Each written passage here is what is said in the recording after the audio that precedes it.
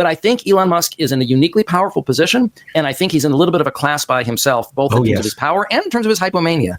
So I just want to start out by looking at 3 tweets that Elon Musk made, that looking at this through the eyes of a psychologist, it's quite clear we're looking at someone who is hypomanic. In this video, Kyle Kulinski on his Secular Talk channel talks about mental illness, specifically beginning with Kanye West, but then moving on to Elon Musk. And I'd like to watch this video with you here. I'm going to have some thoughts as we go, and then I want to know what you think in the comments. But let's jump right into it.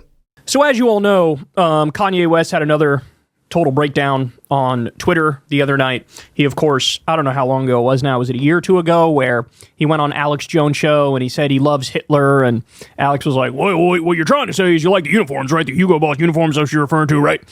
And Kanye was like, no, I love Hitler. So that was his first mental breakdown. Ridiculous. Now he had another one. Look, call it what it is. He clearly is severely bipolar, potentially even paranoid schizophrenic, totally unmedicated, and he allegedly does enough laughing gas, nitrous oxide, to kill an elephant. So he's got mental illness issues that are deep, but also that's not an excuse. I mean, even if he was on meds, he probably would still be a Nazi, but he would just be more in the closet about his Nazism, right? Like, that's my guess. But having said that, man, we discussed it a little bit the other day. We don't need to get into everything, but now randomly he's all about free Diddy. He's saying free Diddy. Okay, congrats on being like literally the only person in the country who believes that. He was yet again going after Jewish people. He said, I love Hitler. He said, I'm a Nazi. He had some tweet that he actually deleted where he said Jewish people should be slaves.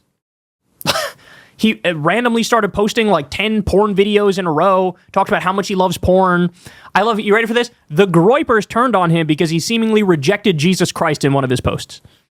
Which, it's so funny, like, when he's out there like, I love Hitler, Jews should be slaves, they're like, right on, bro. And then he's like, I'm like kind of an atheist now. They're like, oh, God, oh my God, Kanye, how dare you reject the name of Christ?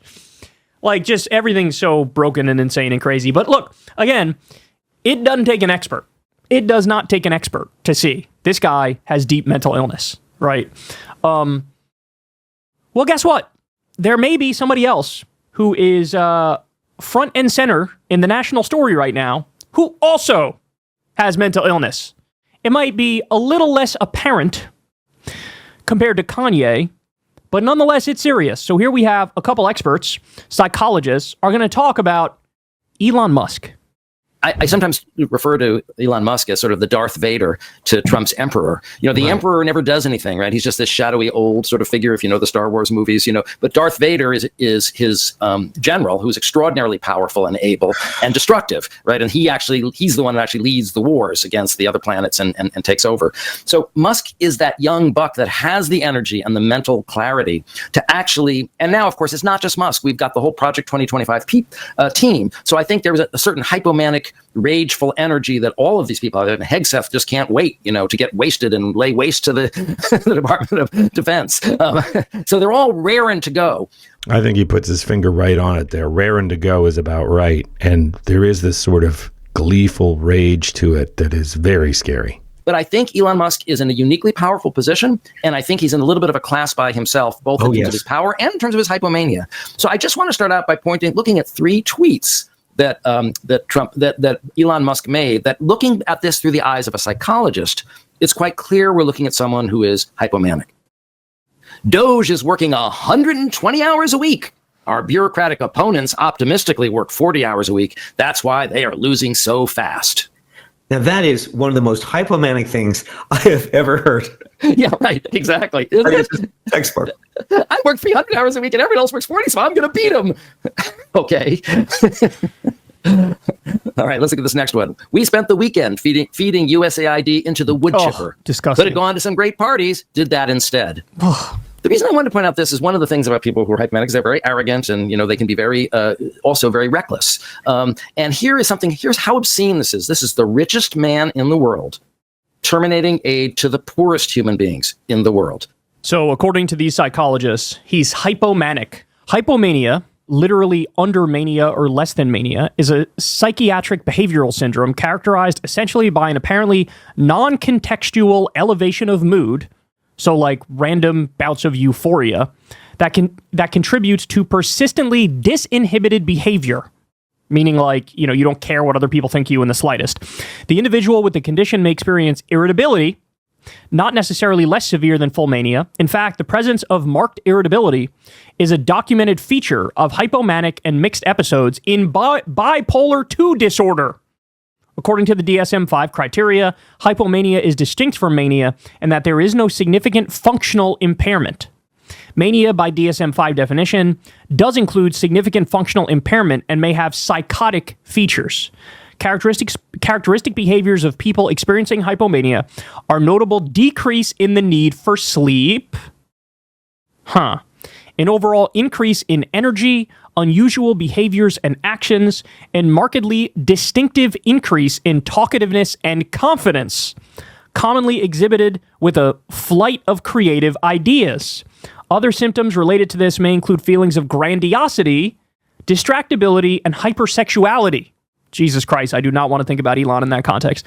Yeah, me neither. But there is this whole thing about his eagerness to he offers to inseminate women. It's very ick. While hypomanic behavior often generates productivity and excitement, it can become troublesome if the subject engages in risky or otherwise inadvisable behaviors, like ignoring court orders when you're flagrantly violating the Constitution, and or the symptoms manifest themselves in trouble with everyday life events. When manic episodes are separated into stages of a progression according to symptomatic severity and associated features, hypomania constitutes the first stage of the syndrome, wherein the cardinal features, euphoria or heightened irritability, pressure of speech, hyperactivity, pressure of speech, that's definitely Elon, increased energy and decreased need for sleep, flight of ideas, are most plainly evident.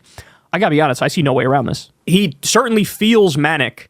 And then when you add stuff like having disinhibited behavior, the lack of sleep, put all this stuff together, talkativeness, confidence, grandiosity. This is a guy who, as he's committing federal crimes day after day after day, he literally documents them on his Twitter timeline, where he'll say CFPB, rest in peace. Okay, you're bragging about illegally deleting a government agency that you have no right to delete. NLRB, same fucking thing. USAID, same fucking thing. And also, by the way, spreading rampant falsehoods on purpose about all of these different agencies. If you're going to be somebody who works in the shadows and tries to control the government secretly, to broadcast it as much as he is, and to do it highlighting the clearly illegal actions, how is that not hypomania? He openly talks about, I don't sleep at all and stuff like that. I don't know, man. So basically what we're looking at in this scenario is you have somebody who, according to his brother, came here as an illegal immigrant, who is the wealthiest robber baron in the world, who's a welfare queen, who has hypomanic mental illness, and this one usurped Congress and the president and is doing whatever he wants with the government. If that's not a constitutional crisis, if that's not a coup attempt, I don't know what the fuck is. But the wild thing to stop and think about is, who's going to stop him? Who's going to stop him? It looks like nobody's got up the courage and the ability and the stick-to-itiveness to just be like, hey, we're fucking arresting you, right? Jesus Christ, bro. Jesus fucking Christ. Yeah, he's hypomanic. I think it's an inescapable conclusion at this point. Listen, I will be the first to say that I am sympathetic to mental illness, mental health issues. I have people in my life that have those challenges in a variety of ways, and I don't think it does any good to call someone crazy or dismiss it. Right? This is a real issue, and it takes many different forms, and it shouldn't be taken lightly. It should be dealt with compassion. That being said, when we're talking about people running our government and this certain sort of aggrieved, right? If Trump is a malignant narcissist who believes that anybody who disagrees with him is an enemy, and he is in the White House as the president. And then his right-hand dude, or, you can argue about who's in the driver's seat here, but Elon Musk has this equally aggrieved sense of the bottom line is these are the people who are driving, right? And it's incredibly dangerous. Let me know what you think in the comments.